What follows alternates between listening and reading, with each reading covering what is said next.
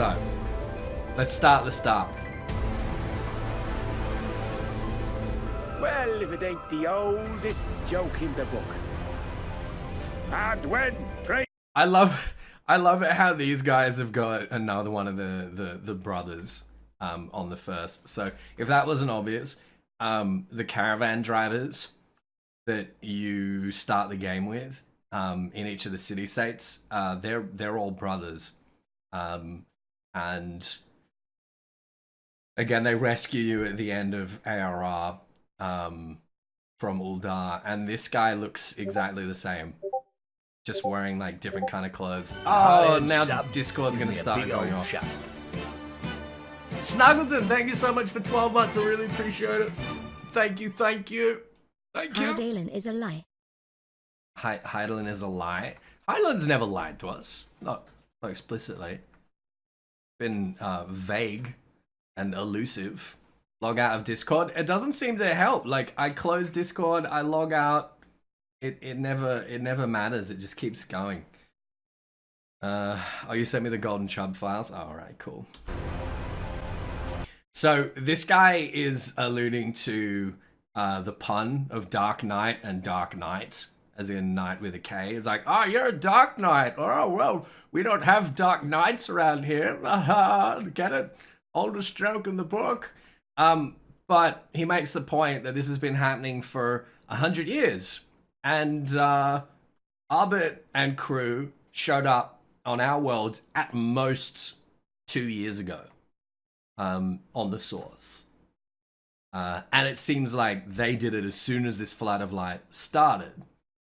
So that's our first piece of evidence for some kind of like time compression bullshit going on here.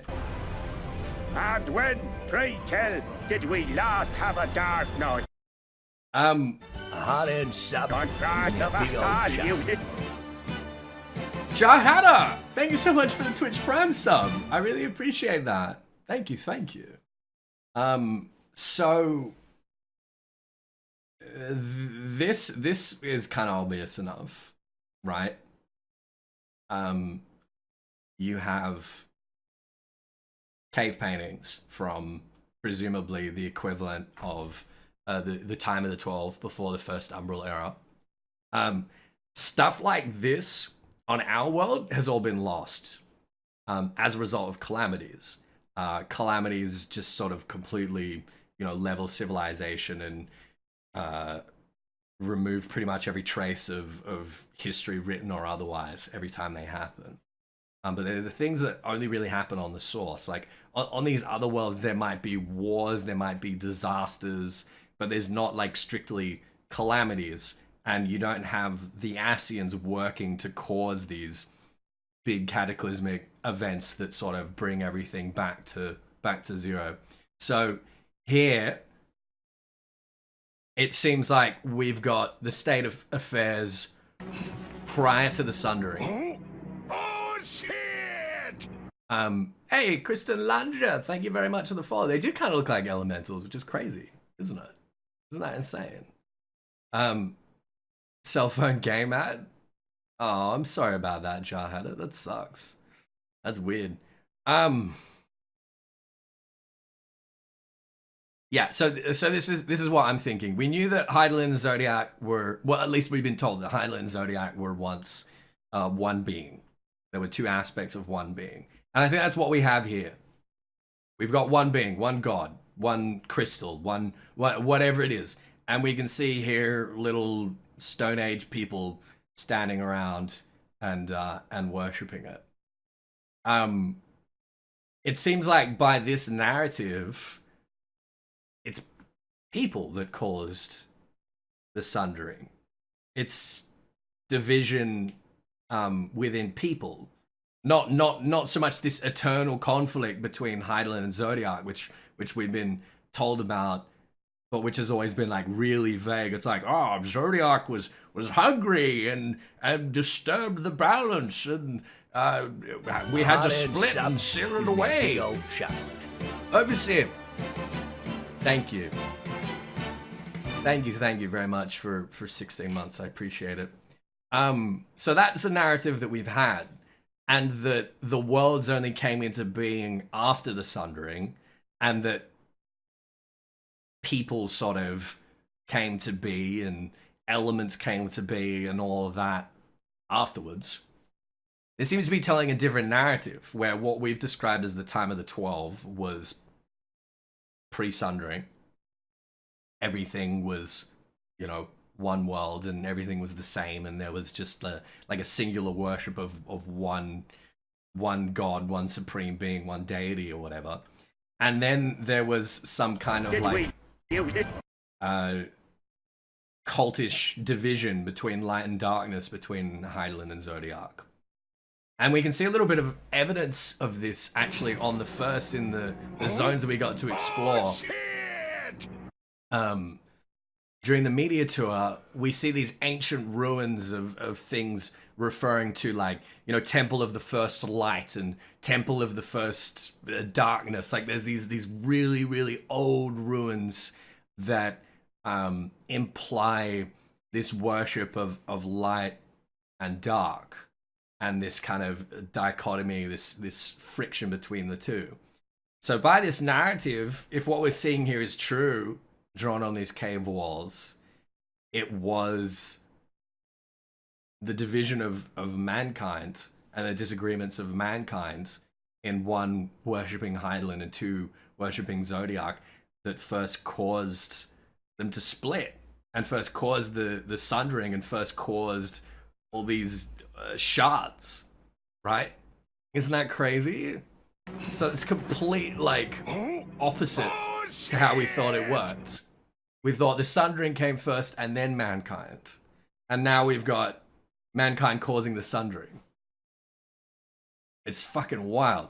As for this one, I'm not sure what this is. It looks like this is, I don't want to say void or like, I mean like void in the more like classic Final Fantasy sense, not as in like the 13th shard sense.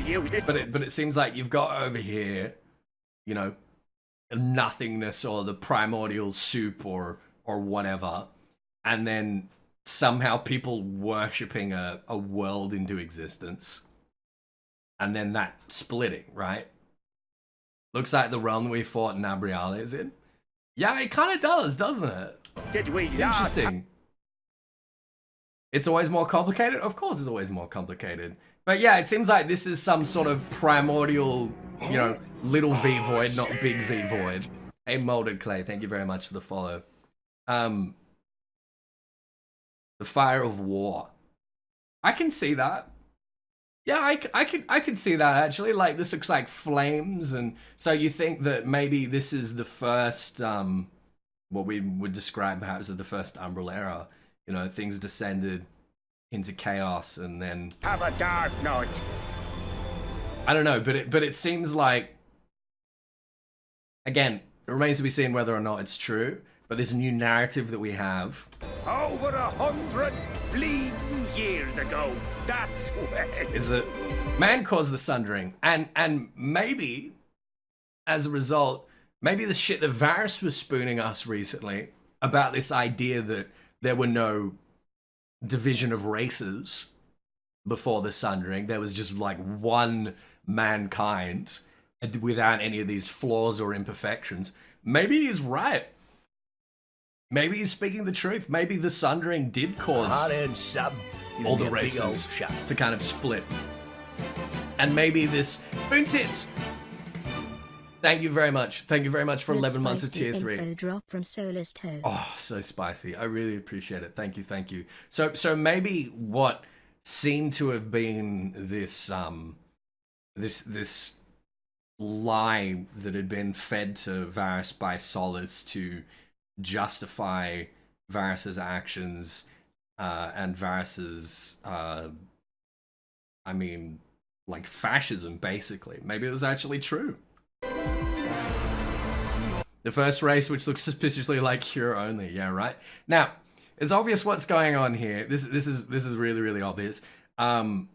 Minfilia went back to the first, okay, with Arbit and crew, to try and stop the Flood of Light. Hydaelyn said that she wasn't going to allow it to happen.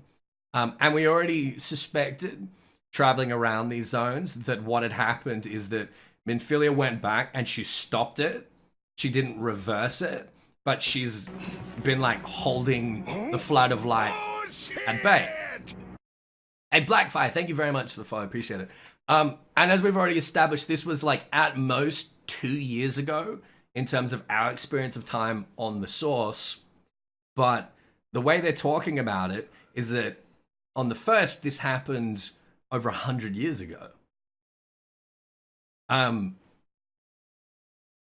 that there is some sort of time compression going on here.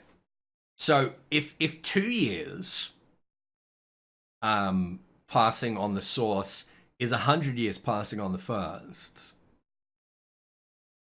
and our scions have been over there for like, you know, a week or two, in our experience of time, still on the source, then by the time we get there, the other scions have probably been there for at least like a year or two, you know? So Thancred talking about Yulmore, how this place have changed and not entirely for the better. That suddenly makes a lot of sense, doesn't it? Is that maybe he's been there long enough to see that things have gone downhill. I don't think the scions have been there for nearly as long as like this, you know. They haven't been there for a century. We got to remember that they've only been asleep for, well, like, I don't know, like maybe a month at most. Whereas what's happened with Minfilia here was, like I say, a couple of years ago now, or at least like 1 year or 18 months. Like I say, at most 2 years ago. DZ, thank you very much for 27 months. Oh my goodness. But maybe also it's fluid, you know. Maybe it's not like a sort of like straight line. Maybe it's not like, oh, okay, well 2 years is 100 years and we can work out, you know, like smaller bites of that. Maybe it's a little bit more like chaotic. But I'm suspecting that the scions have been there for a while. Maybe a year, maybe 2 years. But certainly longer than the couple of days or couple of weeks or whatever it's been that we have experienced on the source in the meantime, right? No, my mind's not been broken, but I'm trying to like get my head around it. So this is Minfilia first arriving on the first and stopping the flood of light and holding back the flood of light before it consumes Novorats. She hasn't been able to reverse it though. I think we can like establish that as fact at this point. In that chaotic no man's land between realms, time and space rules. Okay, what do we got here? We got faces. Okay. You see this? I don't know if you guys caught this, but we've got faces of all our friends and allies here. Alright? Isn't that cool? There's Rianger. All of our scions. There's Gaius, of course. That is La Habrea. Flying past there. Yeah, their faces. You saw Gaius? Yeah, we did see Gaius. There's Thancred flying past.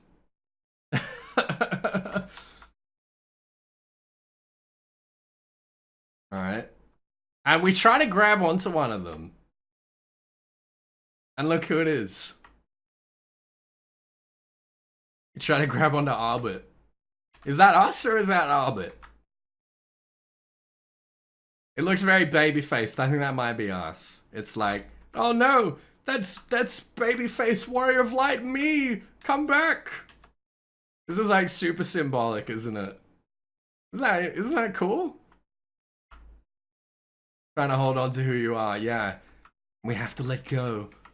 We have to become what we must. I thought that was really cool. And like such an easy thing to miss as well. Hey, Lake, thank you so much for... I love this. This is fantastic. Thank you. I love it. It's that's gonna be the tier 3 emote. I fucking love it. It's so good. Yeah, I mean, this is just all our memories, isn't it, I guess? And then we're hearing Abbott's voiceover of the scene where he confronted the word of the mother. No, it was before that. But anyway, like, you guys get it. Okay, and we're seeing the Sin Eaters flying out from the flood of light. Gives me a big old shot. Oh my god, Kuranite! Thank you so much for 524 gift subs. That is insane. That is insane. And welcome back aboard, Lee. And Nolan, and thank you for the follow. So the Sin Eaters, they're exactly the same as the Void Sent. We know that the Flood of Darkness transformed the people and the creatures of the 13th Shard into Void Sent. And exactly the same things happened here. Gives me a big old shot. Kawari!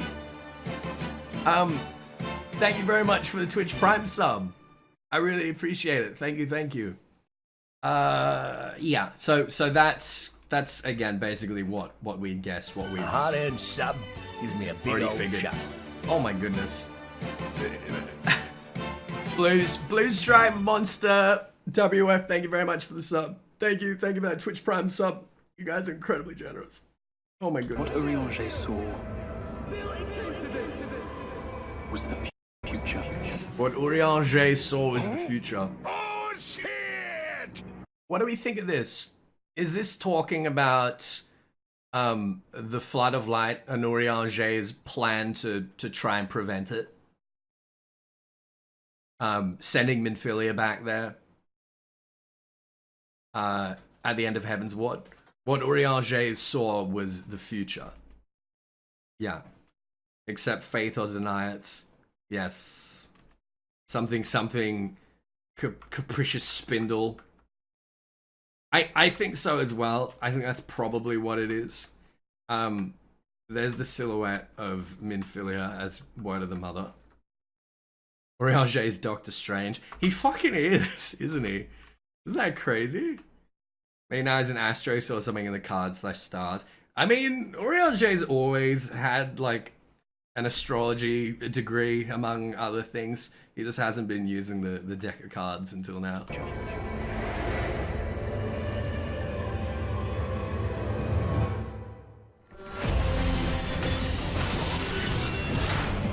Alright, some sick combat shots.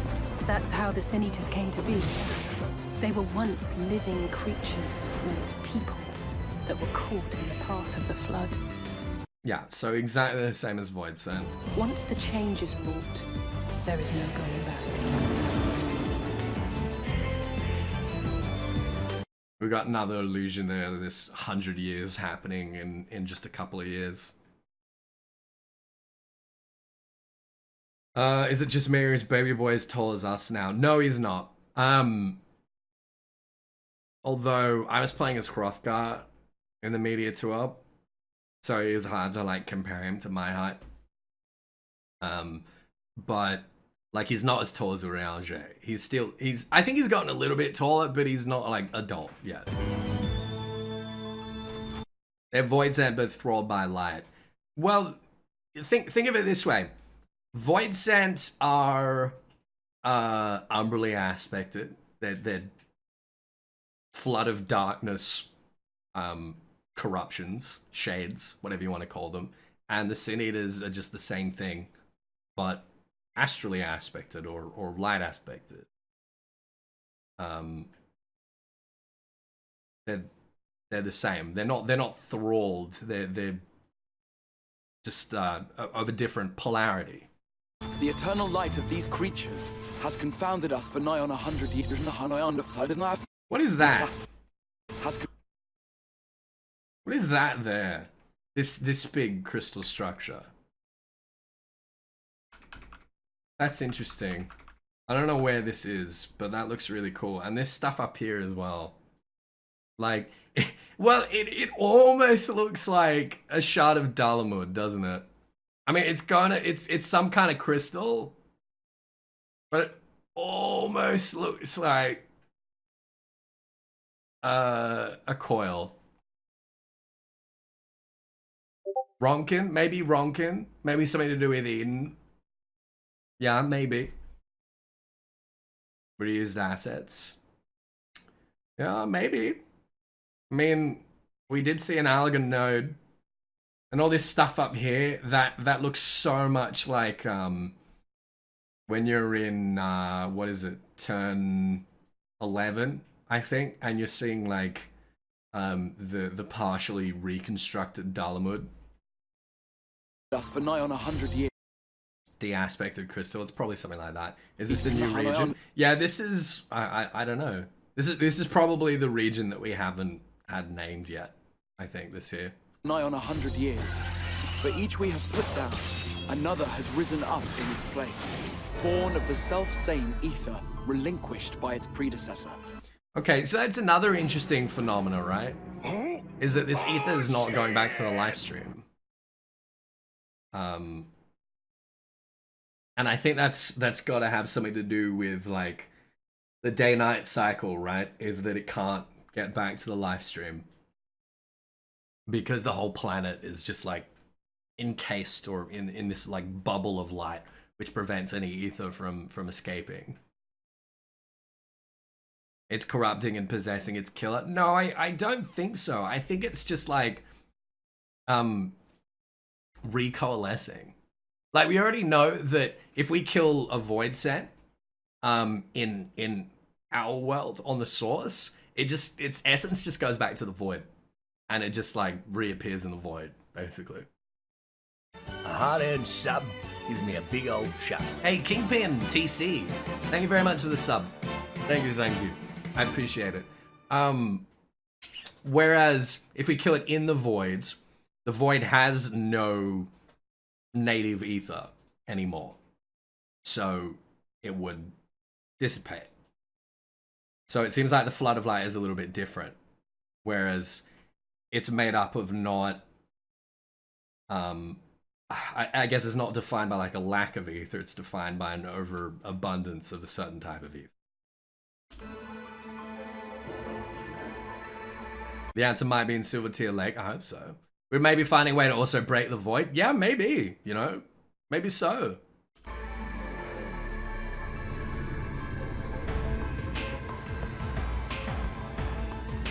That's him. That's Vorthree. Vorthree. Does that mean anything? Does that name mean anything to anyone? Vorthree? He looks very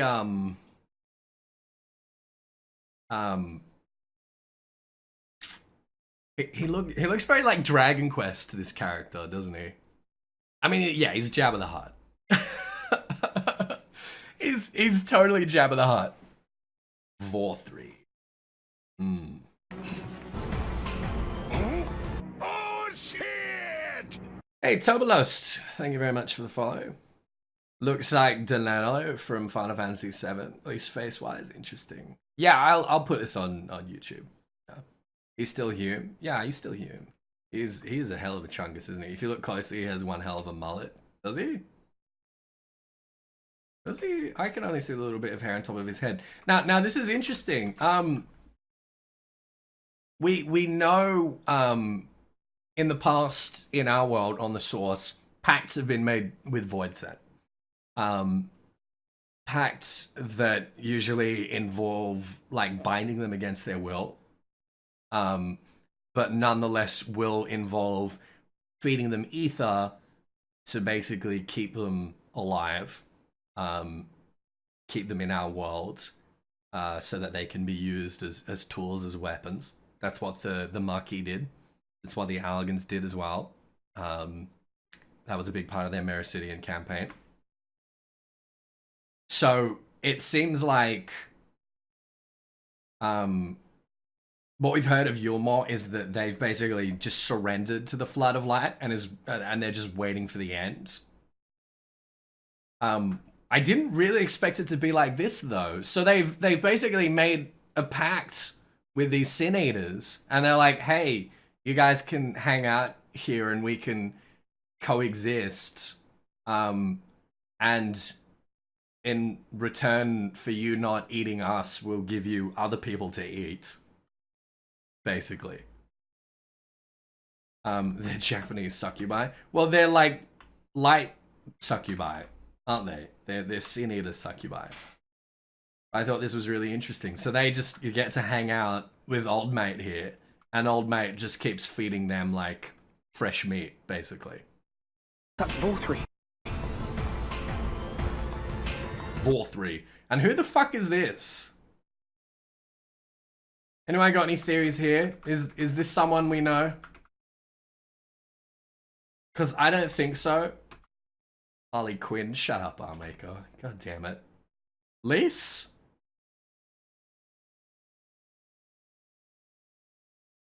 No. Lise doesn't have the little spot. Old Minfilia? I don't think so. It could be Ida. Yeah, I feel like we're sort of grasping at straws there. I mean, it's blonde female character. Lise has blue eyes, that's true.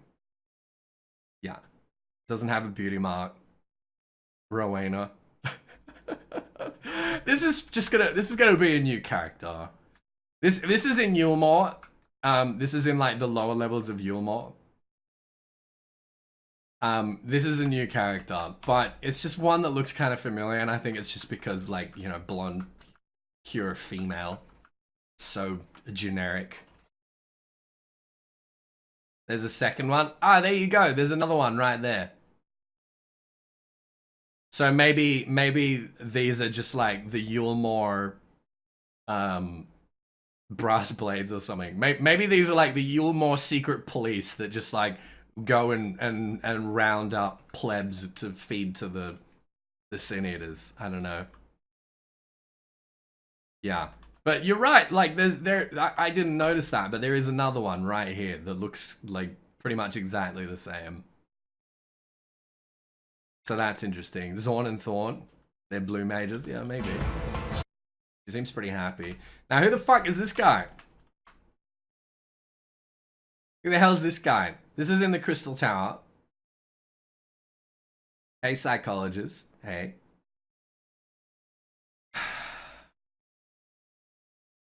He is a Ralga-looking motherfucker, isn't he? Isn't he the one who trains Gaius in the trailer? You mean Thancred? Yeah, he's fighting with... Yeah, it's Ansem, dude, right? George? Yeah, it's George. Leader of the Crystarium? Possibly? He looks really, like, evil, though. He looks like a bad guy. You know, he looks like an Asian Garland, you know? Somewhere between that and, like, I don't know, Theodoric. He's fucking cool, though, isn't he? Maybe an Allegan? Yeah, he could be an Allegan. Yeah, he could be. I mean, he looks kind of like Garland, just without the third eye. He's some kind of monk, yeah. Be crazy if he was an Allegan. I would love it if he's an Allegan. Holy shit. That'd be amazing. He does look a little bit Zande-esque, doesn't he? He's in the Crystal Tower. Oh, where's the leader of all Asians? No.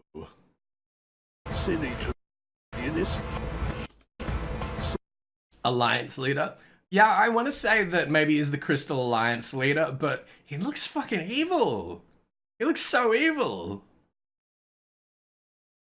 The girl with the hat is Livia. Do you think that's Livia?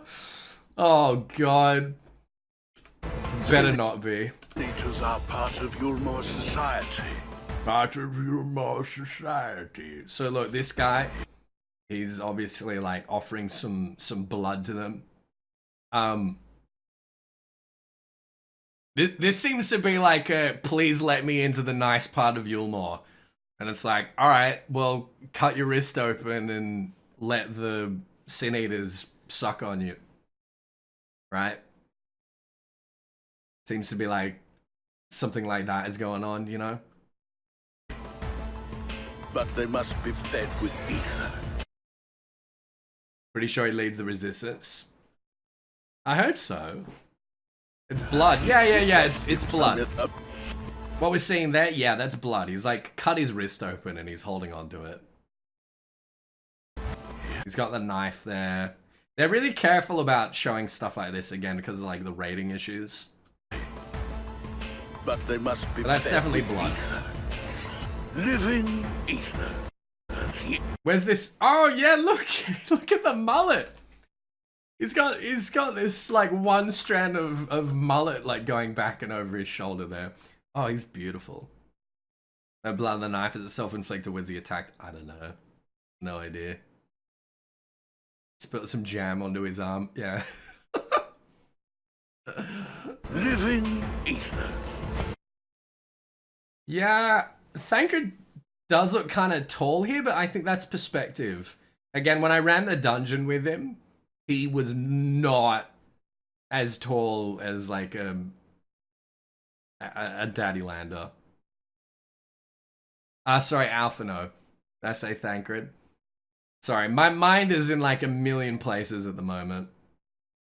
I did play Hrothgar, but I saw him right next to Urianger, and he was like, I don't know, at most like armpit height to Urianger.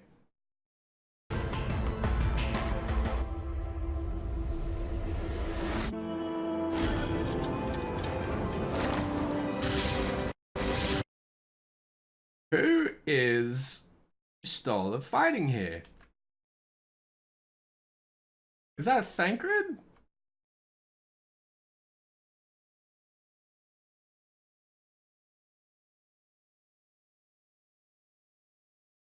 It's old mate? Yeah, okay, yeah, I think it is. Yeah, I think it's the monk guy. But like, look at Stola's face. She looks like this doesn't seem like a sparring match, you know? This seems like serious business. Hey Matthias, thank you for the follow. And I wish.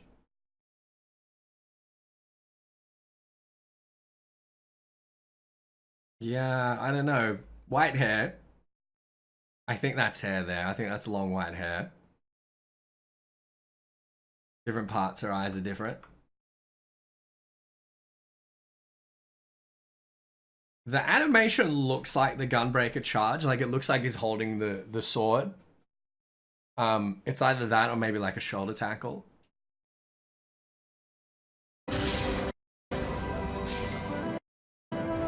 Yeah, she looks like she's kind of starting to struggle there a little bit too, eh? Alright, this is in Lakeland. What is going on here? What is going on here? These guys are not part of the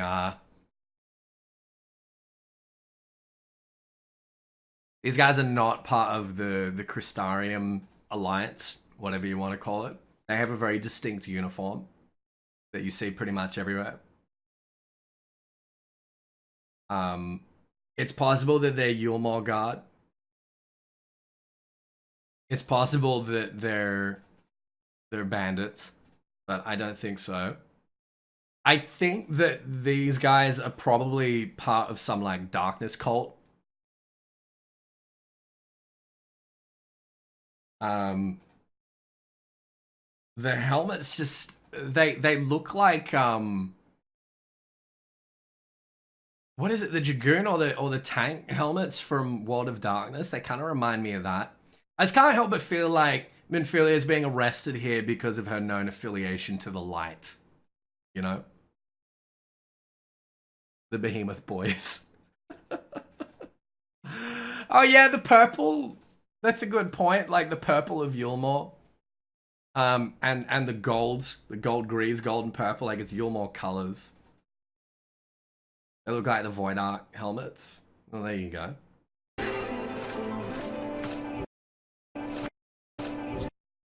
And what is this? This is Minfilia standing in front of the flood of light. Okay, now this here, this is in... Oh, Kurenai, thank you so much. What do you call a frozen dog? What? A popsicle. Now back to trailer breakdown and discussion, nothing more. Capu HD. Okay. Alright, okay. Thanks, Kurenai, thank you. Is one of those guards a Hrothgar? No, I don't think so. Where? No. No. You talking about this one in front here? No, I don't think so. That's not a Hrothgar. None of these are Hrothgar that we can see. That's a Mikote. There you go. There's the tail. The others are Hyur.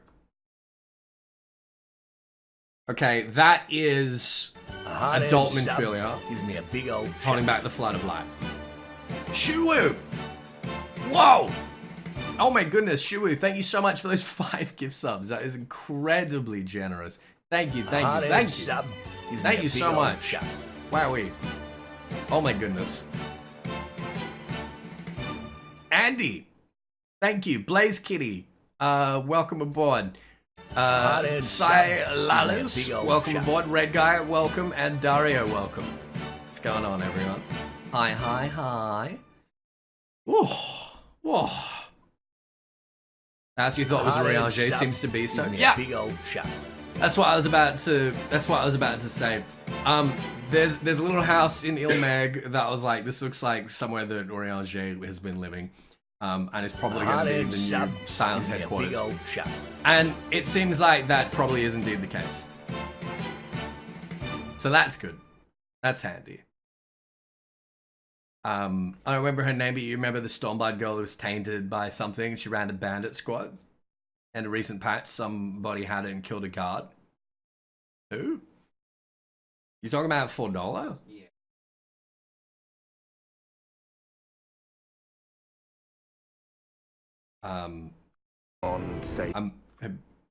Who do you think is $4? Yes, my Okay, so there's Minfilia this world dealing with the flood of light. world's beyond saving. Like those who try to save it. This is in the Crystarium. And there's old Crystal Boy Magoo. This is interesting. What do we think there's any particular significance here? Thank you, Foot Soldier. Back to the room with the symbol. This room, what about it? You talking about the poster? I've already spoken about this. Kunai! Why did the police officer set the ghost free? He couldn't pin anything on him.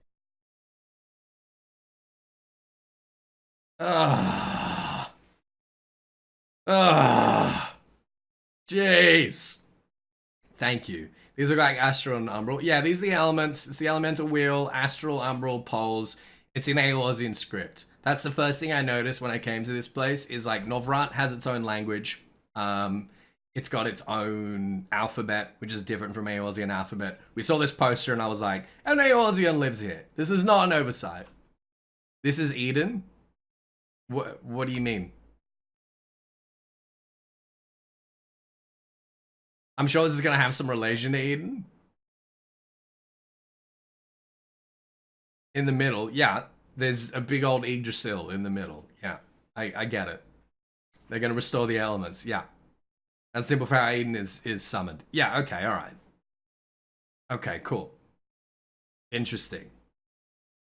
Oriange wrote it. Oriange is the author of Encyclopedia Eorzea the entire time. I wish.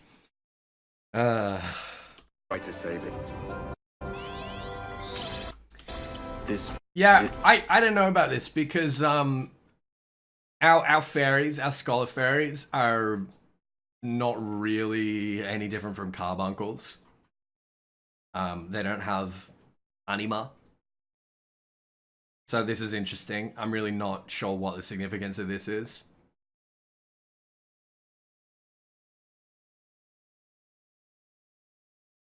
It's a unique pixie, yeah. It's a unique pixie. It's in the Crystarium. It's a unique pixie. Probably going to have something to do with the Fae. I don't know what else to do with that. Maybe something to do with Titania, yeah. Isn't that just a member of the Fae Beast tribe? I don't know. I don't think so.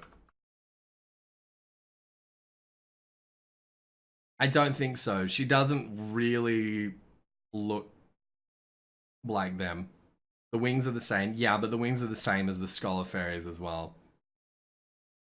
So I'm really not sure.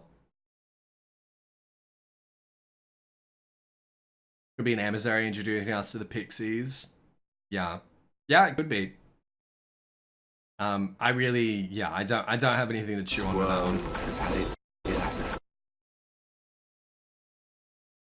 Trying to see if there's any significance to those tattoos. I don't think so. Fill of heroes.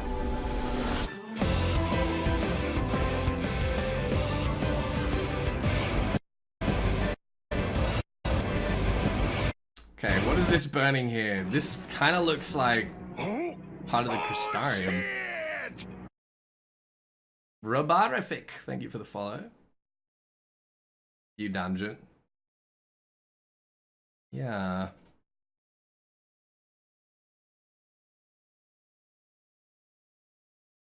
Yeah, Solus is in the Crystarium here. This is the Crystarium Aetherite Plaza. You can see the Aetherite behind him there. Yeah. That's the sign of Zalera. Okay. That's cool. Do we know which one he represents? It's like Ishgard. It's definitely I've been there. That is definitely the Crystarium Aetherite Plaza. Solus's crest is Emmet Selk. Right, yeah, which is what we were suspecting, that he is Emmet Selk, and that Solus is just his Garlean name. So this is basically a confirmation for that, which is cool. Right?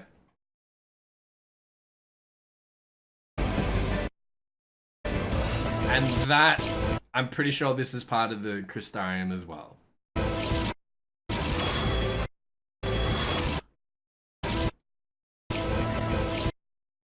So it seems like maybe there's going to be a dungeon in here. This has got to be like pretty late game. If there's like an attack on the Crystarium, I can't help but feel like that's got to be pretty late game, right?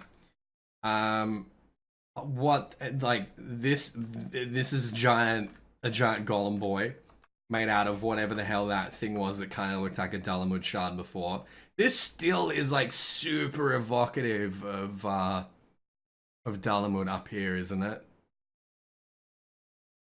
I can't help but wonder if someone is maybe trying to build like a barrier to protect against the flood of light, you know? Wouldn't that be interesting? The attack on Raugas was pretty early. That's true. But Raugas was Raugas, you know?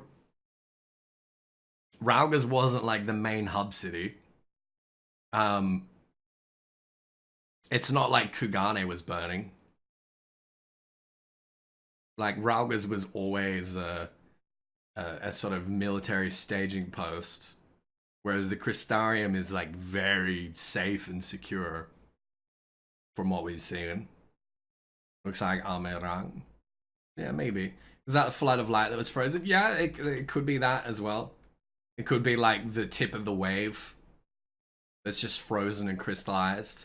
It's just interesting that it's kind of frozen in this sort of shape.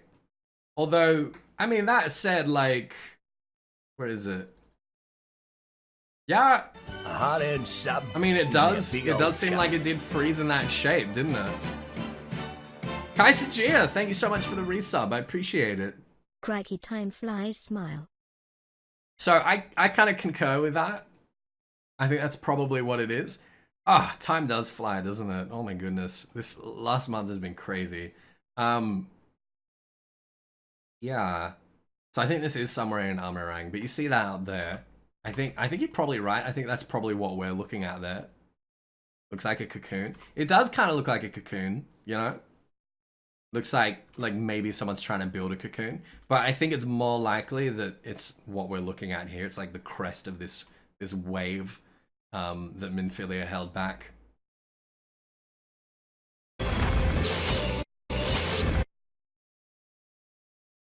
Something else we can... I think we're just seeing like more Sin Eaters over here, aren't we? You think the empty will be the final zone? I don't know. I don't know.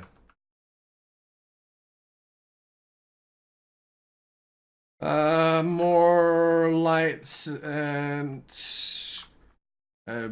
Kerberos clone. Ilmeg. Been there. Wait. No, this is not Ilmeg. This is the Titania fight. That's Titania there. So we saw in the benchmark a Titania fight that was actually the final boss arena of Don Mek, and it had Titania as well as the second and final boss of Don Meg, and I thought that it was just purely demonstrative and that wasn't actually where we were going to be fighting Titania. Looks like this is our Titania fight here. Looks like this is part of her ulti, I guess. There's some kind of giant tree monster that we have to fight there in the background, or several of them.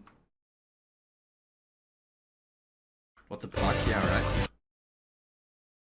right. There's Innocence. It looks like she's got her own cathedral or shrine, or I mean, this almost like the floor, the mosaic here, it almost looks like the top of the Crystal Tower, doesn't it?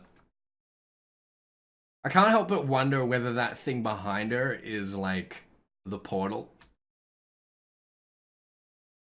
I can't help but wonder if perhaps Innocent's ultimate goal is to go through the portal and go to the source and consume everything with this flood of light, you know? So maybe this is going to be like the climax of 5.0, where the Sin Eaters, like we saw the Crystarium was burning.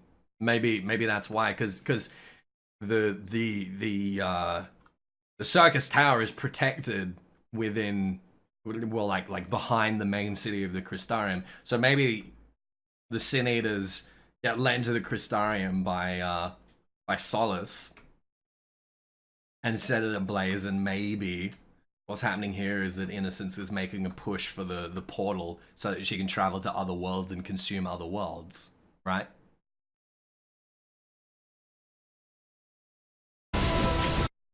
Shinryu fight, basically. Yeah, maybe so. Now this is awesome. We got Daddy and Daddy teaming up. I don't know whether these guys come over with us or whether this is like back on the source, but Estinian and Gaius, such a good team. Holy shit. Like what kind of Darkness tried to do with Xande? Yeah, maybe. It kind of seems that way, doesn't it? Staying behind to fuck with the Asians plan? I hope so. Why would Solus lead the light anyway? Don't know. No idea. We don't know yet. Why is Solus trying to tell us that Eidolon and Zodiac are primals? Seems he's got an agenda that's not quite the same as Elidibus's. Is the source because of the Heaven's Ward book? Yeah, I think you're probably right. Okay, this is us transporting, obviously, Alphino and Alizé are with us. But Alphino and Alizé have already been called. So are we going back? Do they come back to get us?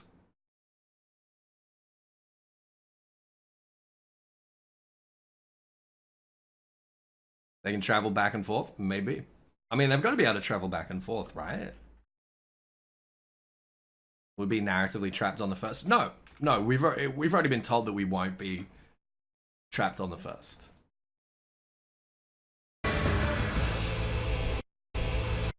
But I mean, we can all agree this is us traveling between shards one way or another, right?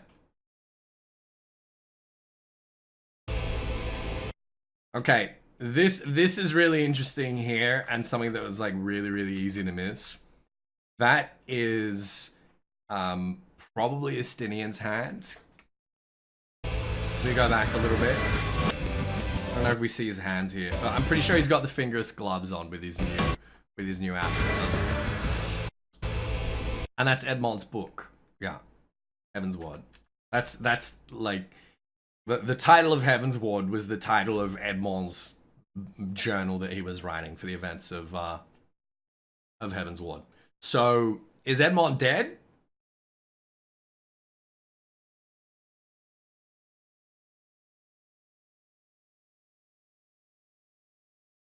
Is that something like it? Like, you know, Edmond just says Shadowbringers? No, it doesn't. It says Heaven's Ward. You can see it right there. NSWARD. Nzward. Maybe it says Shadow Nzward. Rebuilding Ishgard related? Yeah, maybe. I don't know whether this is Edmond is dead or whether Estinian's just like being nostalgic and being like, I have to fulfill a bigger role than just Heaven's Ward, you know? Shadow's Ward. Shadow's Ward. Yeah, that's right. Someone usually write a memoir when they're near death. What, you think Edmond's had cancer or something this whole time and he never told us? Who knows? Who fucking knows? There's old Crystal Magoo. I think like it's either Graha or it's someone we've never seen before. You know? Like I don't want it to be Graha, but man, it seems pretty likely at the moment, doesn't it? Edmond's an old dude. He's old. He's not that old. Seems like something time travel related. Like this is Crystal Boy trying to fix the past and found this book of what the wall did during the... No, that's not Crystal's hand. What did I do? Oops. Fucked up, you guys. How come I don't want it to be Graha? I just think Graha's boring.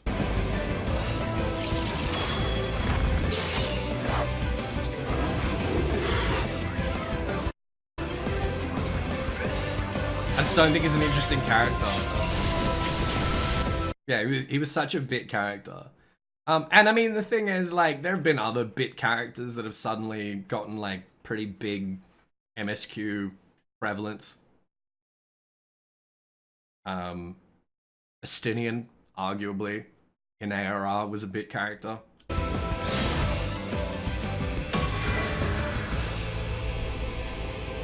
Yeah, Arenvold. I mean, Arenvold didn't get a big part, though. Or Chiffon as well. Yeah, or Chiffon was a bit character, so, you know.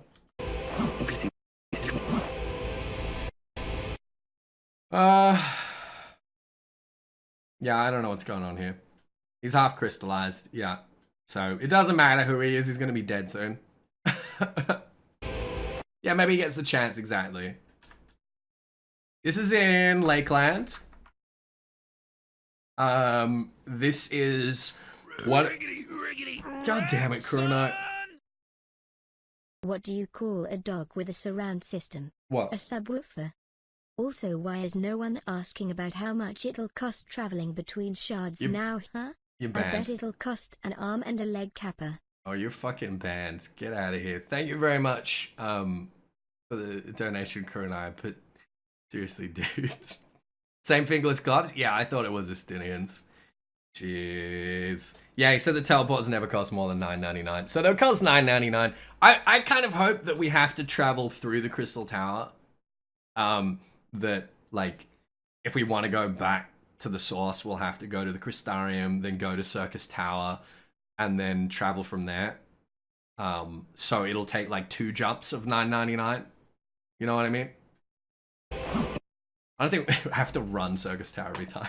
No, I just mean, like, you'd have to teleport to Circus Tower, and then from Circus Tower you can teleport to anywhere on the source or the shard, right?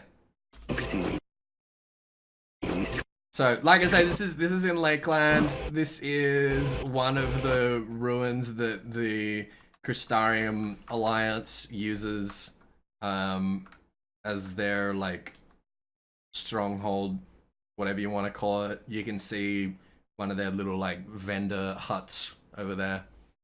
So it looks like this is like a training thing, doesn't it?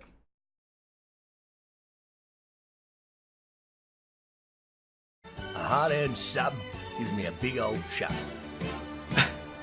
Kurenai, thank you. Thank you, thank you, thank you. I really appreciate it. Thank you so much. Thancred's Gunblade teacher. He doesn't look like a Gunblade teacher though, does he?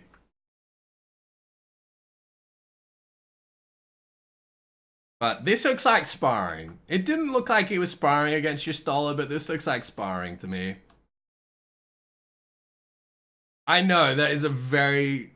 Like, Kurenai is the most stupidly generous human in the world. I'm just not sure what to make of this guy. I think that it's likely that this guy is the head of the Alliance.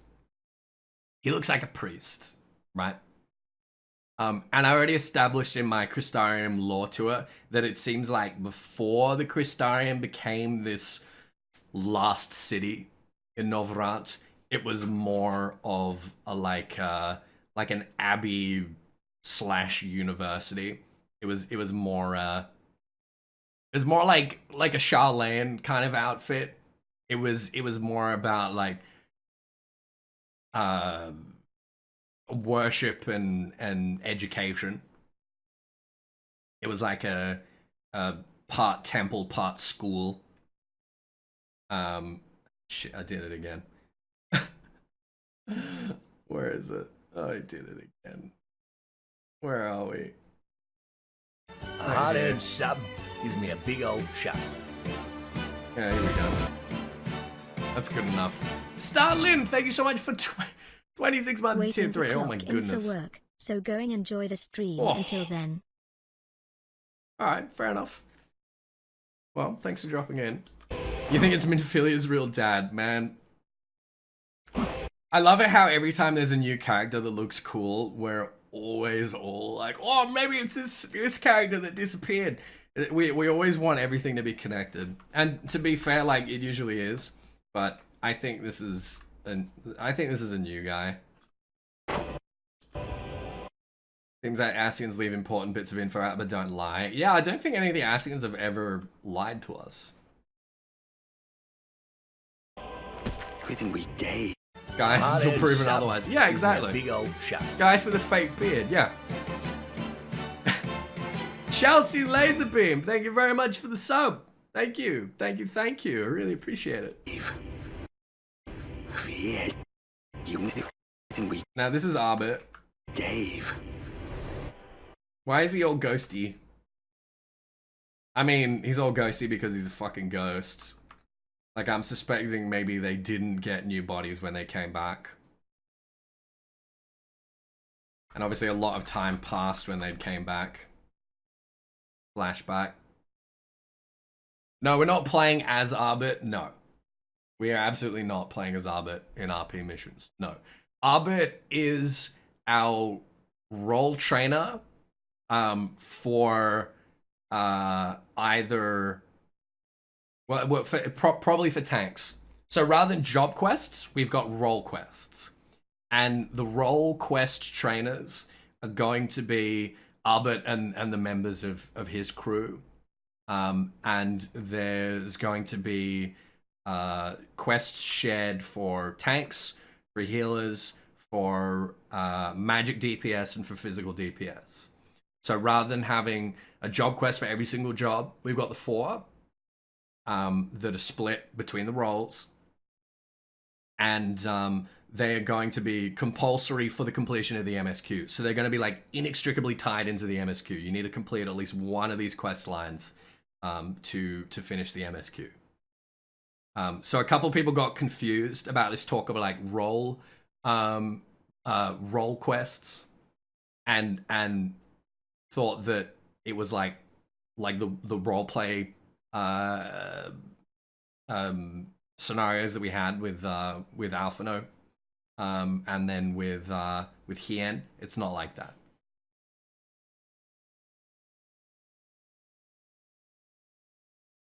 Quest could be flashback quests. I mean, they could include that. Oh my goodness, Aisling! Just Thank you glad so to have you much. back at Ethys Oh, and I'm glad to be carving up back. lore and laying down wisdom, just like Aw. old times. Happy Thanks, to mate. see you healthy, hale and doing well, my friend. Oh, thank you so much. Hard-earned Really sub appreciate it. Gives me a big old chuck. And, whoa! Doris! Dude, thank you so much for 10 months. Almost a year. Whoa. Missed you, you big muppet. Oh, I missed you too. Is Arbit dead? He's not any more dead than any of the other, like, Warriors of Light. You know? How many times, like, in other parts of the game have we seen, like, the spirits of ancient Warriors of Light who have been presumably long dead but are just, like, not, right? So, no, I don't think he has a body at the moment by the looks of him, but no, he's a Force Ghost. Yeah, he's not dead. Are we dead? Oh my god. Oh my god. I thought they said we would play as the Warrior of Darkness during his time in the first. No, no. Certainly not during the media tour or during the live letter. I don't know if something like that came out of one of the interviews or something like that, but I'm pretty sure that that's a mistake. Yeah, we're exploring his past. We're talking about his past. We're not literally playing as him. I think people have made a mistake there. I read between the lines. What was it for? Alright, so actually, look here again. Like, I know he's leaning forward, but there, you can see that Alphino, he's a little bit taller, but he's still a bab. He's still a baby boy. What was it for?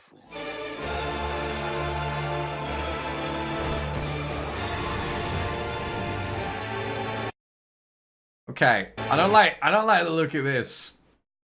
So this guy has obviously got some kind of pact with the Sin Eaters. It's gonna be super satisfying to fucking kill this guy, honestly. And subsequently, you know, save the people of Yulmore, I guess. Oh, this guy is totally gonna be a boss. Don Corneo. What is this? Okay.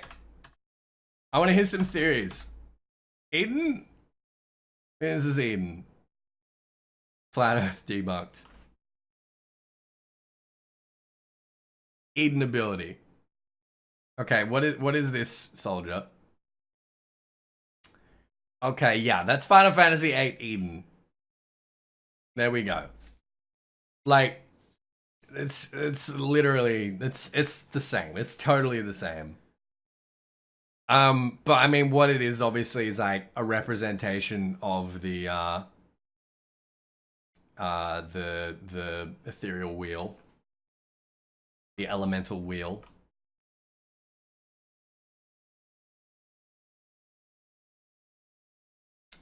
Is this cut like?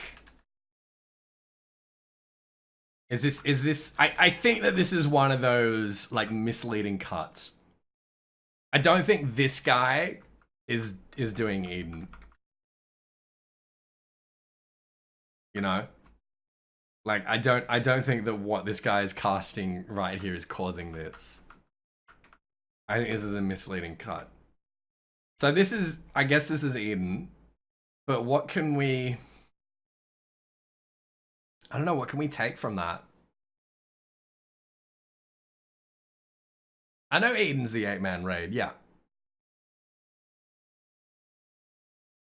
But obviously, you know, the context for Eden is going to be planted in the MSQ.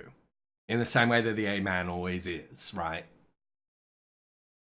It's like we get the lead into it in the MSQ and then we have to go and resolve it.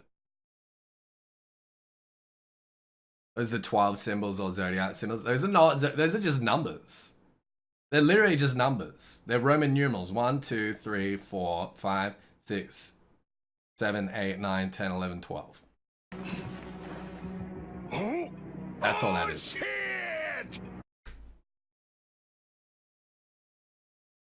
The ethereal wheel is restored. Eden's seal breaks and brings balance back to the world. Maybe.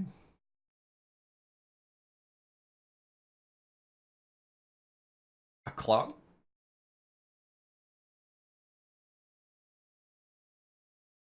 A hard-earned sub gives me a big old chuckle.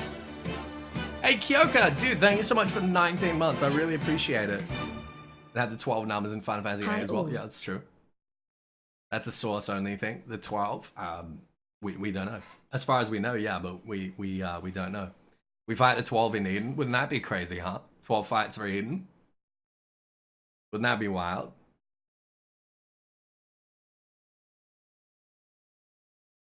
I mean, that would maybe that would be the way of like restoring ether of the different elements, right? Because we've got each of the 12 are aspected to one of the 6 elements, and then either the astral or umbral pole. So, you know, we've got astral fire, astral ice, umbral ice, astral wind, umbral wind, etc. So maybe by summoning them, it collects all the ether of those elements and those poles in one place, and then by going and defeating them and killing them, it will release that ether back to the world. Maybe. I suspect, like, as we've seen from the fact that the Sin Eaters, when they die, they just like recoalesce again, and again and again and again and again, demonstrates that ether isn't getting back to the live stream as a result of the flood of light, and that there does seem to be like this cocoon around the planet, this sort of light cocoon that's like preventing ether from returning, ether from going anywhere. And that's going to be, you know, one of the reasons why it's so important to return night, because it's going to basically represent the breaking of that cocoon, the breaking of that membrane.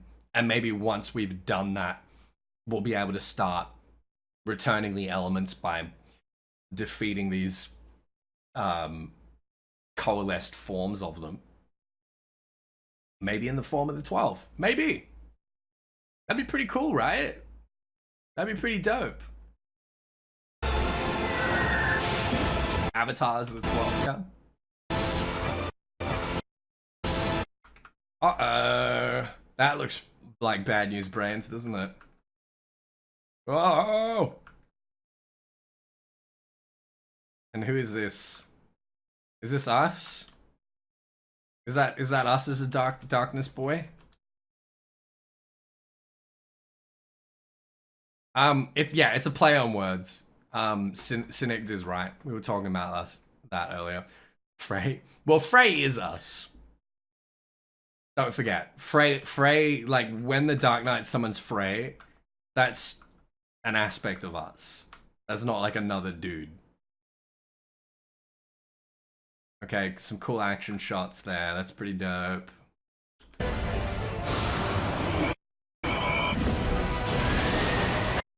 It's Gaius wearing black shadow clothes. There you go.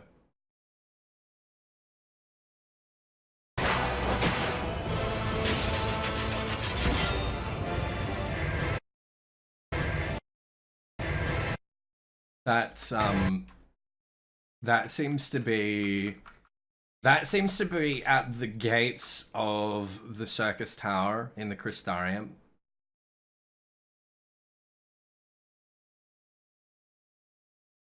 Maybe he's sealing it behind him. I don't know.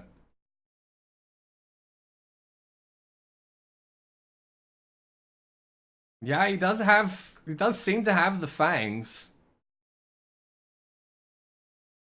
Definitely does seem to be Mikote.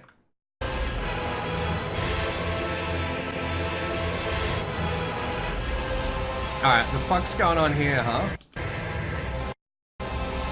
What's this? What's going on here?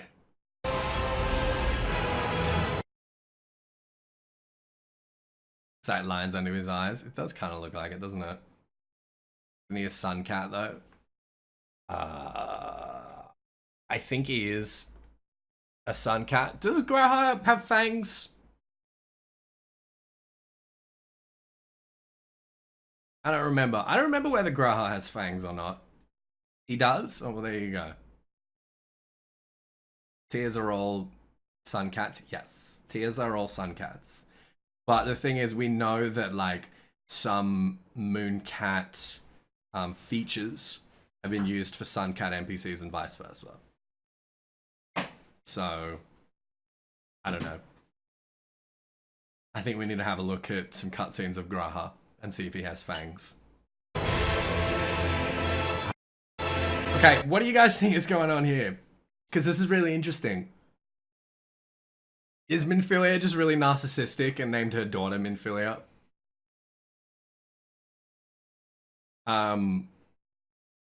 Meeting herself. The Zodiac version of Minfilia. I don't like this idea. I know some people are still really fond of this idea of there being like first versions of all the Scions, and I think that's bullshit. But I'm sure the people that like that theory will be frothing over this. She gave Minfilia a new body. Go help her friends. Yeah, so we know... Oh, there you go. Yeah, there's Graha. Yeah, he doesn't seem to have fangs. So unless they've, like, changed his design. Maybe that's that. The Ascians, right? They have to possess bodies. Like, forcibly possess bodies. I kind of wonder whether this young girl has agreed to host Minfilia. So rather than doing what the Ascians do and just like forcibly stealing someone's body, whether this isn't a girl that Minfilia was like, oh, that kind of looks like me. Hey, do you mind if I use your body? And this girl's like, yes, for the greater goods, I will let you use my body. You know? And maybe they're just like coexisting in her head. I don't fucking know. Maybe she's a clone. Ah, jeez, I don't think she's a clone. But who knows? This is confusing. I mean, obviously, like, Minfilia is in a new body. I think that's what it is. I don't think this is, like, her daughter or anything like that. It's just, this is very interesting. Maybe she was dead and she took over. What, you think maybe our Minfilia died and this Minfilia is not Minfilia, but is just using Minfilia's name? I don't know. I don't like that. Like, give her a different name if she's a different character, you know? They could trade her in for a new model. She was reborn on the first in a new physical body. Well, she had to be, right? If she's going to have a physical body. If she's going to hang around on the first, like, permanently, then she would need a physical body to do so. So I think that's what's going on here. I just don't know what, like, the context of it is. Whether this is a volunteer, whether this is, like, a copy of Minfilia. I don't know. How long till Shadowbringers? Like, 3 weeks. How many years have I waited for this moment? Well, our Minfilia died. No, I mean, she had to give up her body, but if we go back to the shot of her holding back the flood, that's adult Minfilia. So I suspect that, like, as we know, you cannot have a physical body and, like, manifest yourself temporarily. It just uses a lot of ether. So yeah. So you can see that she's got the same hair. She's got the thread things. This is adult Minfilia. So she's come back. She hasn't had a physical body, but she's been able to sustain a temporary form. She's stopped the flood of light, and then she's gone, shit, I need a new body. Right? Beyond. It's just we don't know what the context of this new body is, and that's kind of what I'm wondering about, what I'm finding interesting at the moment. One possessed of her blessing. Where were we? One possessed of her. Not that far. This is close enough. Yeah, there we go. Could be that Heidler might be a Primal that actually feels bad for being one. It's why she constantly keeps running out of ether on the source, seemingly not wanting to eat living ether. Yeah, well, like I mentioned at the beginning of stream, if we accept the narrative that Hydaelyn and Zodiac are primals, it's interesting that Hydaelyn never wants to be summoned. Because a primal only starts becoming damaging and consuming all of this ether and destroying the world once it's summoned by its followers. And Hydaelyn has never asked to be summoned. She's never even let people realize that she can be summoned. Because it seems like the last time she was summoned, she and Zodiac was summoned, it seems like that's what caused the sundering. And maybe subsequently like woke up that aspect of the universe. Like I'm thinking that the universe was whole, people worshipping light, people worshipping darkness, and had these ideas of what they were about and what they were like. Got into some conflict, decided to summon them, and that caused the universe to basically split, caused those aspects of the universe to physically split light and darkness. And that in so doing, they kind of like woke up. They became their own, they became conscious, right? And self-aware as a result of that, right? One of the main Aussie servers for 14. I'm on Kujata. Kujata's one of the main ones. Kujata and Tonberry. Anyone on Elemental is fine, but Kujata and Tonberry are generally where the main Australian communities are situated. So, from what we saw in those cave paintings, it seems like that summoning caused the sundering. And Hydaelyn doesn't want a repeat of that. So I think we can accept that Hydaelyn and Zodiac are these kinds of primals without coming to the conclusion that Hydaelyn is like the other primals and is evil and is something that needs to be destroyed or dealt with in some way, or that the Asians are right and the rejoining needs to be allowed to take place, and you know.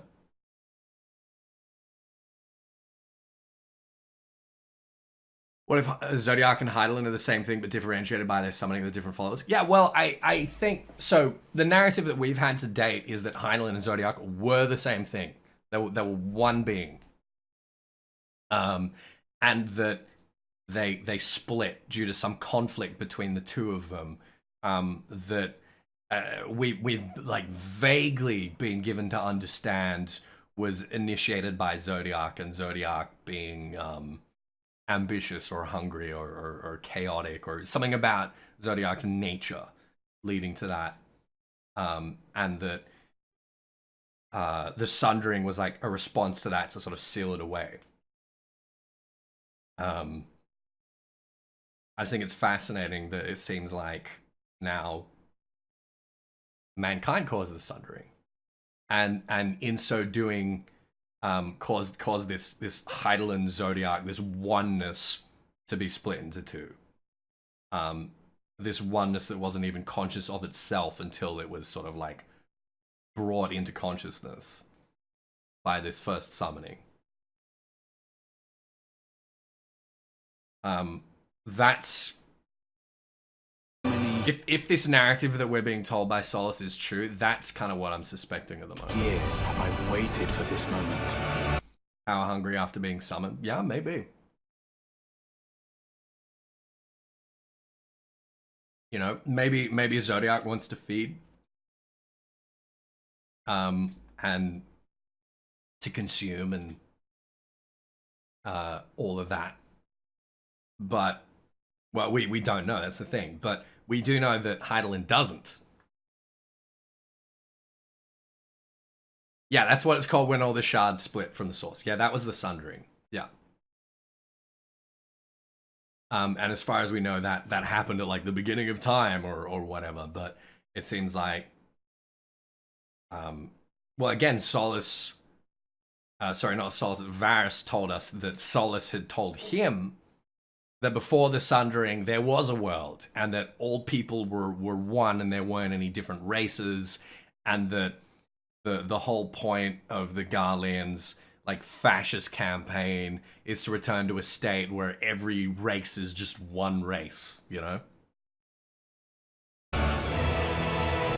And we just assumed that that was some bullshit that Solus had fed him to justify, you know, to sort of get him on side. For the one possessed of her blessing. For you. Pretty standard Eastern philosophy. Yeah, totally. It's very much like the, it's like Zoroastrianism 101. Angra Mainyu and Ahura Mazda, right? Is that better, all be one race? Well, no, it's not better. I mean, Solus thinks it's better, Varys thinks it's better. That's what, like, the Garleans are trying to do. Yeah, my understanding of Hydaelyn Zodiac since, you know, back in ARR when we first started to get this idea of what they are and what they were about, was that they were very, very much, I wouldn't say necessarily based on, but very heavily like influenced by the concepts of like I say, Angra Mainyu and Ahura Mazda. This sort of like one being, one consciousness, like one god with kind of multiple aspects. Yeah, yin and yang, yeah, that kind of shit, right? Through prayer and sacrifice, the will of the star was made manifest.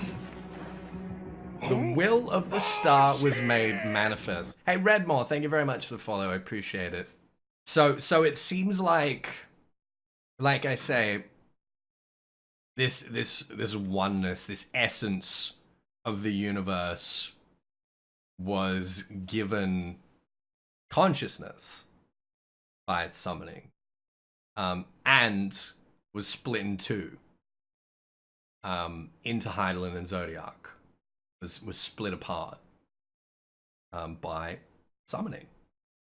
I'm sorry, I can only assume I misheard. But so there you go.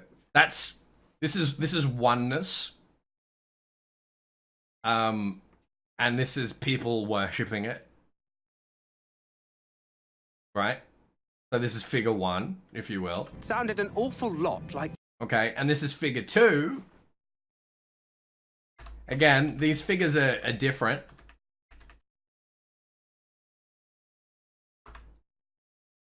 This one's got the 2 halos. It's got like features of both of them, basically. And then, boom, splits in 2. All these people look the same. This is one united people, okay? This one, you've got some dark people, you've got some light people. They're worshipping different ideas. Big split. This explosion here is the sundering, okay? Big sundering starburst. You've got Hydaelyn there, you got Zodiac there. Right? That's what's happened here, it seems. I misheard. Even the worshippers are color labeled. Yeah, I mean, like, this is very, very clear what's happening here. It just remains to be seen whether or not it's true. You know?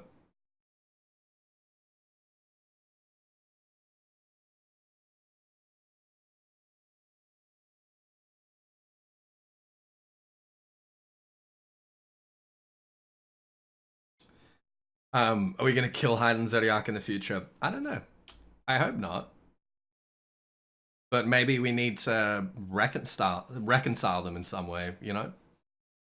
But it sounded an awful lot like you were implying both Zodiac and Hydaelyn are not gods, but are not an illusion. And I'm not sure what's going on here, but this, like, because we can't really see this whole image, but this seems to be Hydaelyn crushing and subsequently sealing Zodiac Like, looks like Heidelin here has got like her hands up and she's like stomping down on something that's shattering. Yeah, and she does have the double halo again. So I think we're going to be able to come into this cave. We're going to be able to see the whole narrative stretched out in front of us, which is going to be really fucking cool. Are not gods, but They are gods after a fashion, yes. The eldest and most powerful of primals. Of primals. She was killing younglings. I'm going to have to take him to couples therapy. Yeah, maybe. Minfilia is Zodiac. I don't know about that. I don't know where my law books are, but as soon as I saw this scene, I just remember like in the first Encyclopedia Eorzea, we've got a very short dossier on each of like the pre-Allergan Hard-earned eras. sub gives me a big old chuck. Hey, Nokui, thank you so much for 3 months. Thank you, thank you, thank you. I really appreciate that. Thank you so much. Yeah, we've got these little blurbs on each of the pre-Allergan eras, and we're told that basically all we have from the first Astral era and from the time of the 12 is cave paintings, like bits of cave paintings. As soon as I saw this, I was like, oh shit! They were thinking about that. Like back then, they were thinking about this scene. It seems. Hey, Rollero, thank you so much for 8 months. Wowee. Thanks for this, Ethys. Oh, it's The alright, last you're line welcome. in the trailer was driving me crazy, and I feel like I have more questions than before. Yeah, me too. Oh god. Oh, so many more questions. Why is Solus even telling us? Well, that's the big question now, right? Because the Ascians, they've never lied to us. They're always very selective with the information that they tell us and the way that they tell us. And the time that they tell us, they're always very manipulative. But they haven't lied. So what's his game? What's he trying to get out of this?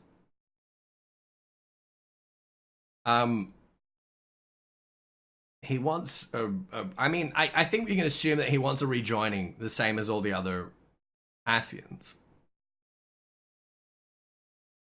But maybe he thinks that the rejoining will like nullify the primalness of Heidelin and Zodiac, that they'll cease being these distinct entities that have been torn apart by this dichotomy of prayer. That they'll be made whole again and therein cease being primals. Rejoining is an interesting word. Yeah, well, rejoining, as far as we've known, rejoining has been about bringing all the shards back together, collapsing them into the source, because once that work is done, then the seal that Heidelin has made for Zodiac will be weakened, and Zodiac will wake up and be able to go back about the business of whatever it is that he wants to do, destroy Try Heidelin. to come up with another fuck ever. suggestion for what Minfilia is other than Zodiac. Mirkasa, thank you so much for 18 months. Wow, we try to come up with another suggestion for what Minfilia is other than Zodiac. She's Minfilia in a new body. That's what she is. She's Minfilia in a new body. It's Minfilia's essence in another body. We don't know whose body that is, where that body comes from, but that's what it is. Until we've got more information. No, she's not Zodiac. Would that also mean the moon hitting the Earth? No, I don't think so. I don't think it would mean the moon hitting the Earth, no. The moon might, like, I don't know, split open like Dalamud did, and Zodiac could come out and be like, what's up, motherfuckers? But I don't know. I don't know if Zodiac's like literally on the moon. Or literally is the moon. I don't know. I'm very confused.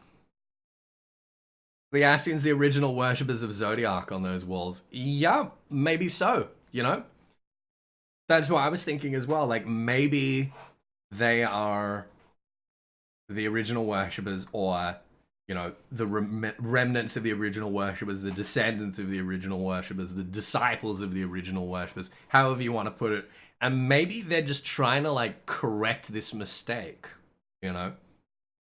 Maybe they're driven by guilt. Maybe they're driven by a sense of responsibility to right this wrong of splitting the shards and creating this universal dichotomy, you know? Because they've always been very, very certain of their righteousness, and very, very certain that the ends justify the means. Maybe their quest is not so, like, dogmatic, as in just fueled by, like, their religious fervor, their obsession with this dark god. Maybe they're trying to redeem themselves, you know?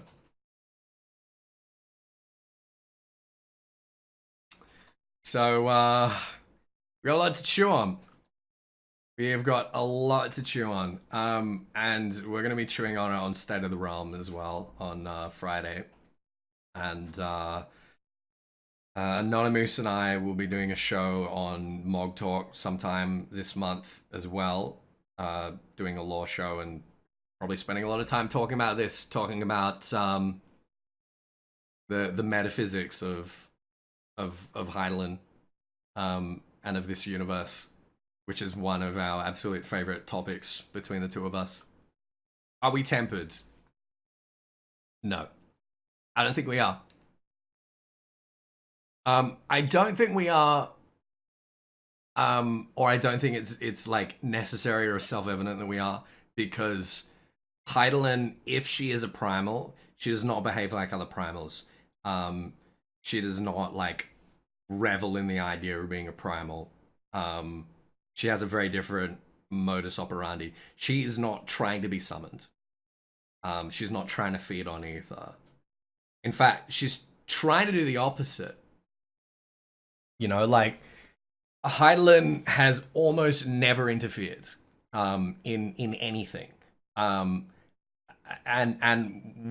we've often despaired of the fact that she never does anything, that she never interferes, that she never uses this vast power that we know that she has, because consumes a lot of ether and damages the world, damages all worlds, presumably.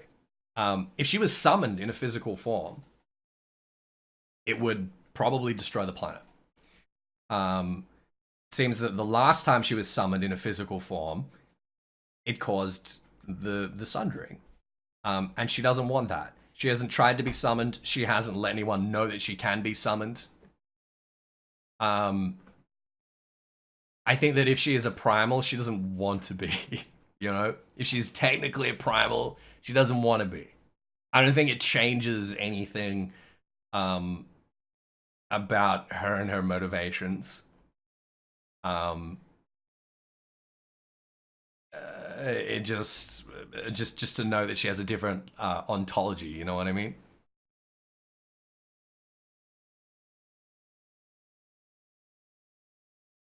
Yeah. Felice dropped a glass. He's just destroying the room back there. Yeah, Ifrit and Grid are not omniscient, yeah. And they haven't seen all of history since the very beginning. So I don't think we're tempered. No. I don't think we are. We might be, but I don't think we are. I think it's something very different.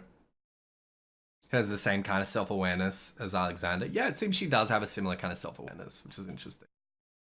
Wouldn't she be hard programmed to temper people? No. No, you think that she might be hard programmed to temper people to get them to summon her, but again, like, they're like, Alexander didn't want to be summoned. Alexander calculated that the best thing was for him to do nothing. Different primals have different wants, different needs, different motivations. that are generally based on those are the people that summon them. And Hydaelyn doesn't want to feed on ether. She doesn't want to become powerful. She doesn't want to destroy things.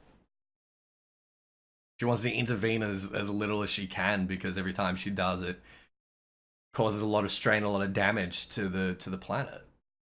Was Omega a primal? No. Omega's not a primal.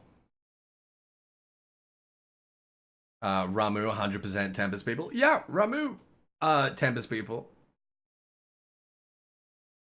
Yeah. But not all primals do. Susanoo doesn't, for instance. Who else doesn't?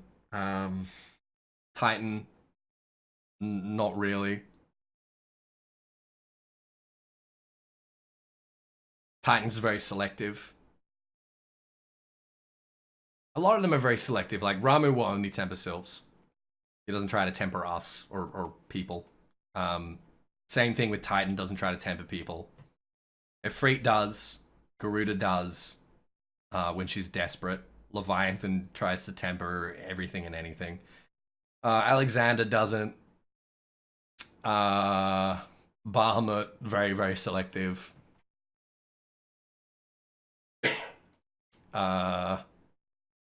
Lakshmi, definitely, yeah. Is the Fairy Queen going to be a primal? Is Titania actually going to be a primal? Probably. I'm not certain.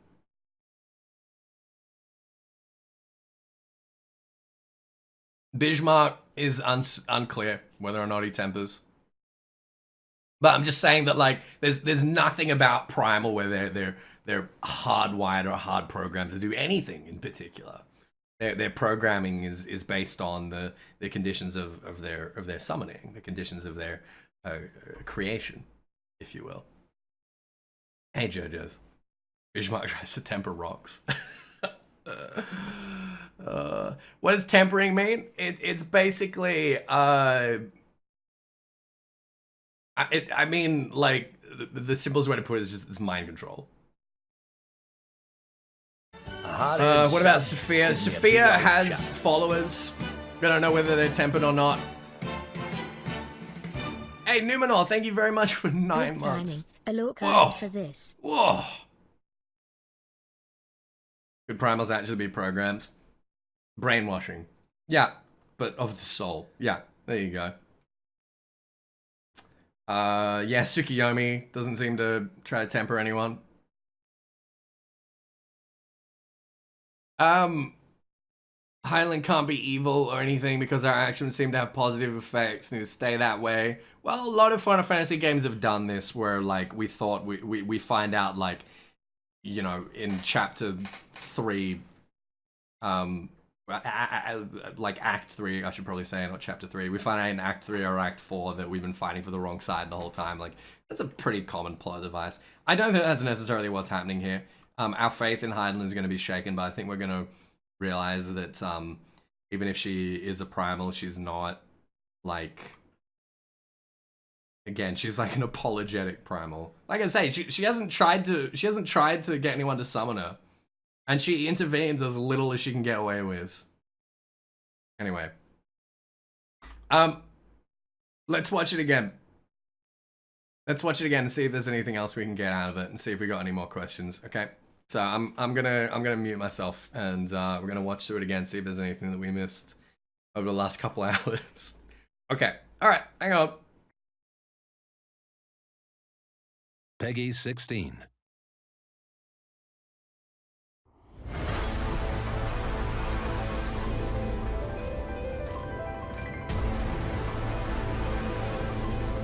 Well, if it ain't the oldest joke in the book. And when, pray tell, did we last have a dark night? Over 100 bleeding years ago, that's when.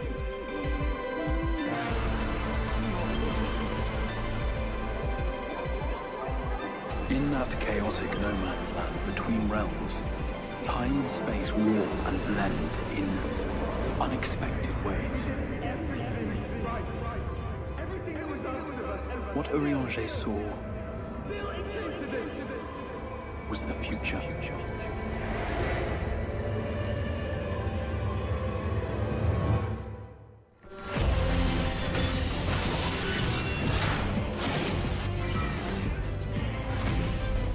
That's how the Sin Eaters came to be. They were once living creatures, or people, that were caught in the path of the flood. Once the change is wrought, there is no going back.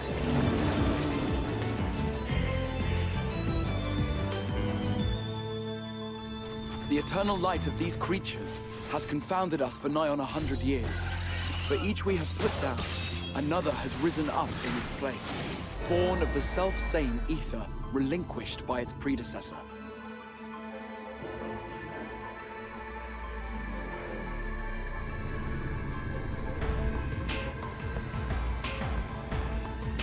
That's him. That's Vorthree. Sin Eaters are part of Yulmor's society. But they must be fed with ether. Living ether.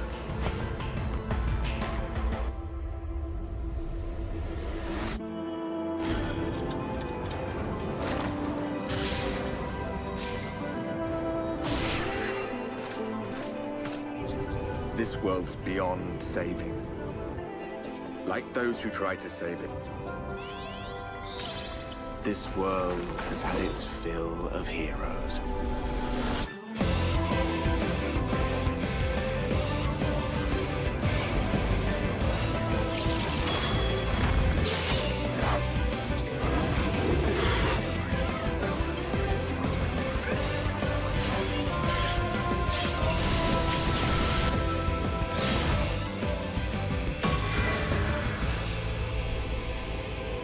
Everything we did, everything we gave,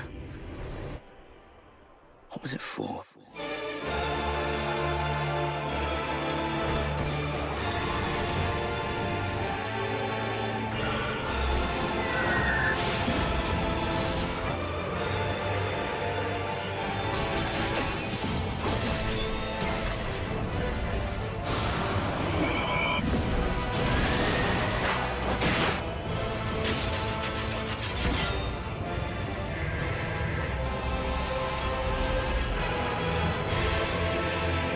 How many years have I waited for this moment?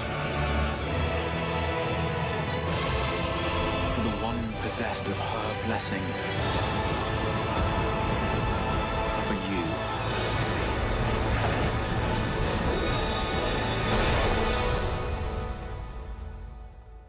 Through prayer and sacrifice, the will of the star was made manifest.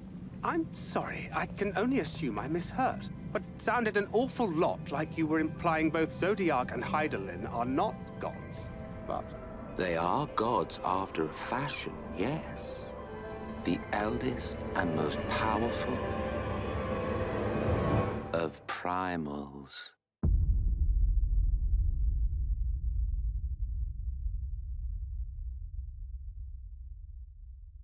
Oh boy. Oh.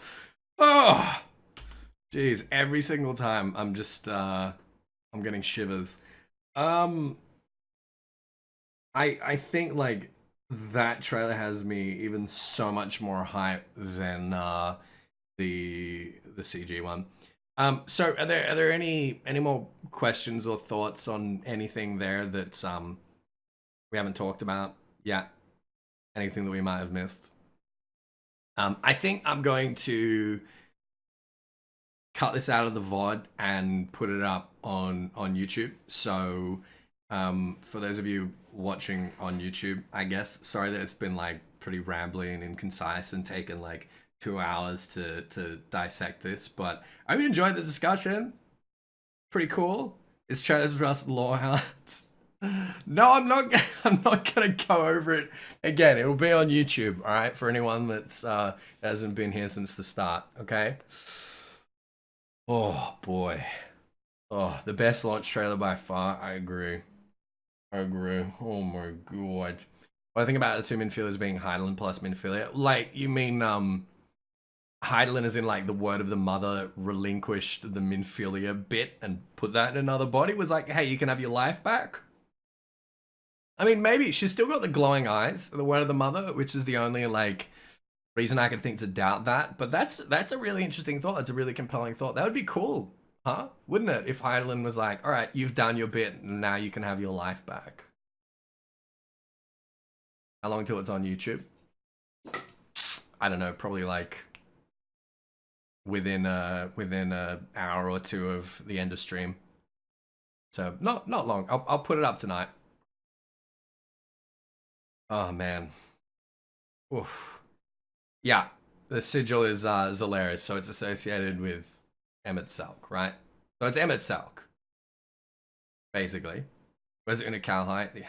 Yeah, I miss it in a Calhai. I miss it in a Calhai. Should we play some Final Fantasy 14 then? We do that? Let's do that. Let's play some 14. I want to have a look at the cutscenes with Grahatia from the Crystal Tower and try and see if we can spot some fangs, because old Crystal Hand definitely got fangs. Definitely got fangs. Doesn't mean that like, so if Graha doesn't have fangs in those old cutscenes, it doesn't mean that this is not Graha. Just for example, we know that in 1.0, both Estinian and Urianger were actually Duskwhite, and obviously in Era they're not. They kind of switched them up. So I don't know. Maybe they just gave him fangs. Maybe it was an oversight. Can you get permission? Sure. A hot-head sub gives me a big old shot. I did see the shot. Hey, Welderock, dude, thank you so much for 5 months. Thank you. I did see this shot, yeah. That is a very clear one. Actually, no, I didn't see this. It was another one. Yeah, that's no fangs. That's absolutely no fangs.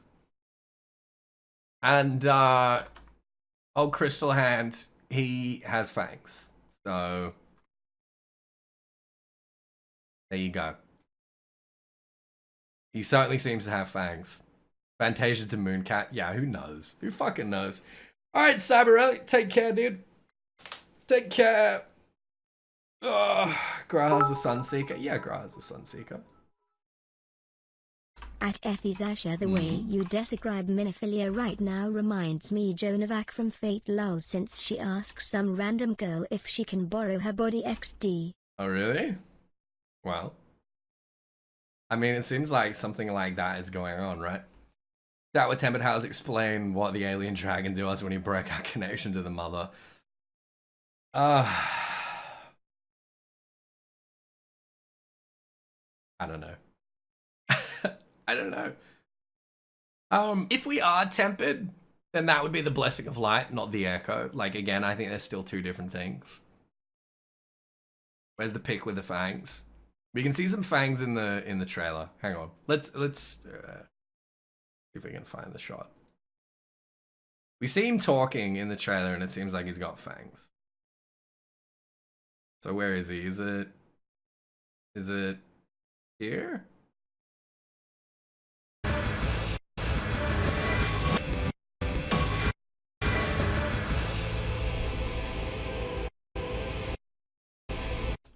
No, it wasn't that shot. Where is it? Everything we did. What was it for? After the Innocence battle scene, really? So it's like...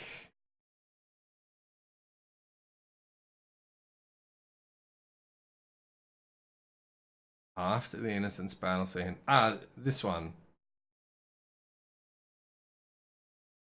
Yeah, look. Oh.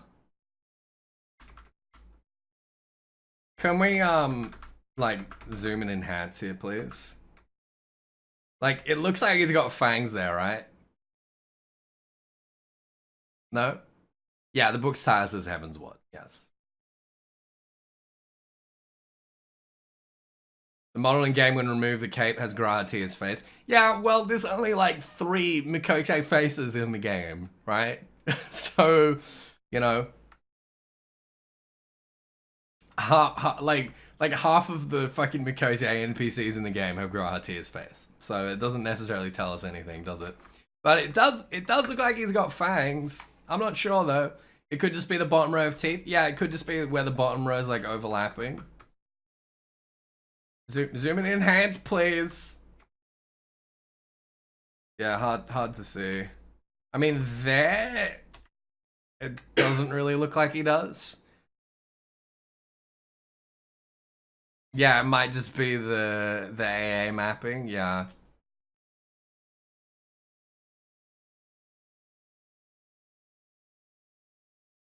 What's like saying Arbit is us from the first? Might be easy to rewatch some cutscenes from our current patch to find out. Yeah, it might be. So maybe we should do that. Yeah, this looks right. Show me some teeth! You wish the unending journey was a little clearer. Man, the unending journey is terrible. It's garbage. It is so bad. At last, I found you. It misses so much stuff as well. Alright, Aerospine, take care. Take care, buddy. Come on, open your mouth. Please, there's no cause for Oh, again, I can't tell whether it's fangs or AA. Though, I confess, this is not where I had intended to meet. But the Yeah, right, Archie. like the war you waged. Come on, show me your face. The better path leads you here. Yeah, alright. Who are you?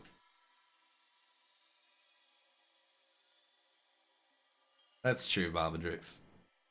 Come on. I'm afraid such questions will have to wait. We have precious little time. Oh, this angle is terrible. Okay, I want to say no fangs. Go to the Crystal Tower. I have left something for you near its base. No, I want to say no fangs. One which I pray will help you. He does treat you like a stranger, and that sucks. All you need do is find it. I will take care of the rest. Intentionally hiding his upper teeth, dude, right?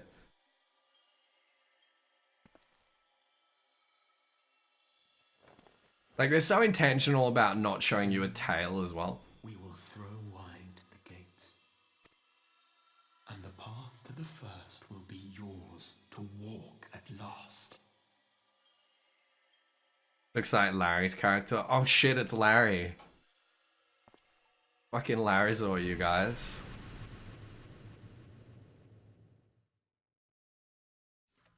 Wow. That did not confirm anything for me. Oh shit, Larry, what up? I didn't know you cared about lore. Where's your dong, Larry? You guys notice how they got much smaller dongs on the first?